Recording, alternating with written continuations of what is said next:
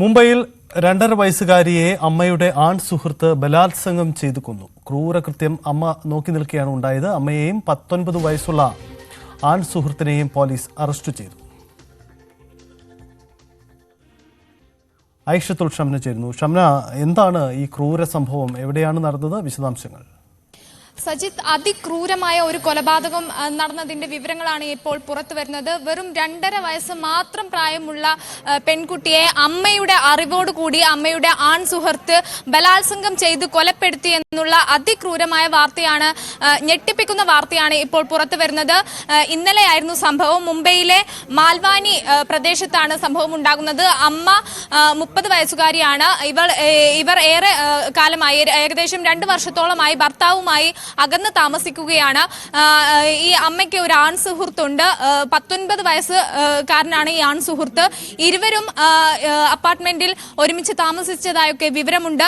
അങ്ങനെ ഈ അമ്മയുടെ അറിവോടുകൂടി അമ്മയുടെ കൺമുമ്പിൽ വെച്ചാണ് 2.5 വയസ്സ് മാത്രമുള്ള ഈ പെൺകുട്ടിയെ ഈ കാമുകൻ, ഈ ആൺ സുഹൃത്ത് ബലാത്സംഗം ചെയ്തത്. അതിനുശേഷം ഈ കുട്ടി മരിക്കുകയായിരുന്നു. പിന്നീട് മുംബൈയിലെ ആശുപത്രിയിലേക്ക് ഇരുവരും ചേർന്ന് കുട്ടിയെ കൊണ്ടുവന്നു.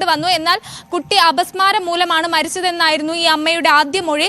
പിന്നീട് കുട്ടിയുടെ സ്വകാര്യ ഭാഗത്തടക്കം മുറിവുകൾ ശ്രദ്ധയിൽപ്പെട്ടതോടെയാണ് ആശുപത്രിയിലെ ഡോക്ടർമാർ പിന്നീട് പോലീസിനെ വിവരം അറിയിച്ചത്. പിന്നീട് പോലീസ് എത്തിയാണ് പോസ്റ്റ്മോർട്ടം നടപടികൾ പൂർത്തിയാക്കുന്നത്.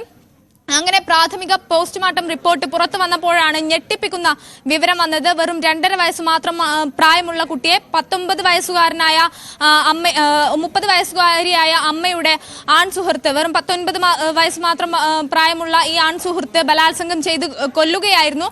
ഇതേ തുടർന്ന് വേദനയും ശരീരഭാഗത്തിലെ സ്വകാര്യ ഭാഗത്തിലെ മുറിവുകളും മൂലം ഈ കുട്ടി കൊല്ലപ്പെട്ടു. ശ്വാസം മുട്ടിയാണ് കൊല്ലപ്പെട്ടത് എന്നാണ് പ്രാഥമിക പോസ്റ്റ്മോർട്ടം റിപ്പോർട്ട്. ഈ അമ്മയെയും ആൺ സുഹൃത്തിനെയും ഇപ്പോൾ പോലീസ് കസ്റ്റഡിയിൽ എടുത്തിട്ടുണ്ട്. ഇരുവരെയും വിശദമായി ചോദ്യം ചെയ്തു വരികയാണ്. എന്തായാലും BNS-ലെ പോക്സോ ആക്ട് ഉൾപ്പെടെ ആ വകുപ്പുകൾ അടക്കം ചുമത്തി ഇപ്പോൾ ഇരുവരെയും പോലീസ് അറസ്റ്റ് ചെയ്തിട്ടുണ്ട്. സജിത്ത്, അതാണ് സാഹചര്യം. ഞെട്ടിക്കുന്ന വാർത്ത വരുന്നത് മുംബൈയിൽ നിന്നാണ്. എന്തായാലും ഇക്കാര്യത്തിൽ പോലീസിന്റെ അന്വേഷണം നടക്കുകയാണ്.